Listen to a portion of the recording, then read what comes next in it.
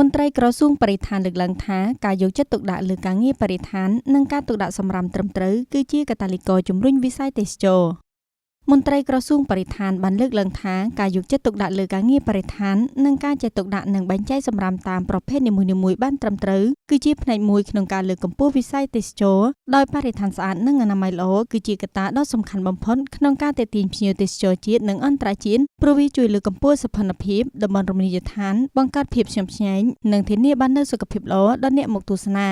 នេះបើតាមការលើកឡើងរបស់ឯកឧត្តមហេងចន្ទធឿនអគ្គនាយករងនៃអគ្គនាយកដ្ឋានគោលនយោបាយនិងយុទ្ធសាស្ត្ររបស់ក្រសួងបរិស្ថានក្នុងឱកាសអញ្ជើញបិទសិក្ខាសាលាស្តីពីទីក្រុងស្អាតនិរន្តរភាពតាមរយៈយុទ្ធសាស្ត្រសេដ្ឋកិច្ចចក្រាននៅខេត្តសៀមរាបនាថ្ងៃទី6ខែសីហាឆ្នាំ2026នេះឯកឧត្តមហេងចន្ទធឿនបានជំរុញដល់រដ្ឋបាលក្រុងស្រុកអាជ្ញាធរមូលដ្ឋានរួមគ្នាបន្តចូលរួមក្នុងការលើកកម្ពស់វិស័យបរិស្ថានស្អាតនិងអនាម័យល្អតាមរយៈការផ្សព្វផ្សាយដល់ប្រជាពលរដ្ឋដើម្បីឲ្យពួកគាត់មានការយល់ដឹងកាន់តែច្បាស់ពាក់ព័ន្ធនឹងការទុកដាក់កាកសំណល់បានត្រឹមត្រូវនិងកាត់បន្ថយការប្រើប្រាស់ប្លាស្ទិកដើម្បីឲ្យនៅក្នុងមូលដ្ឋានរបស់ពួកគាត់ពោរពេញទៅដោយបរិស្ថានស្អាតនិងអនាម័យនិងមានភាពបៃតងឯកឧត្តមបានសង្កត់ធ្ងន់ថាដើម្បីបាននៅបរិស្ថានស្អាតនិងអនាម័យល្អប្រជាពលរដ្ឋទាំងអស់ត្រូវអនុវត្តយុទ្ធសាស្ត្រ CDO ដែលយុទ្ធសាស្ត្រនេះជាគោលការណ៍បរិស្ថានដ៏សំខាន់ក្នុងការគ្រប់គ្រងកាត់បន្ថយនិងកែច្នៃសំណល់ឬសម្រាមដើម្បីការពារបរិស្ថានឯកឧត្តមបានកោតសរសើរនិងវិតម្លៃខ្ពស់ចំពោះសិក្ខាកាមទាំងអស់ដែលបានយកចិត្តទុកដាក់ខ្ពស់ក្នុងការត្រងត្រាប់នៅការចែករំលែកពាក់ព័ន្ធនឹងវិស័យបរិស្ថាន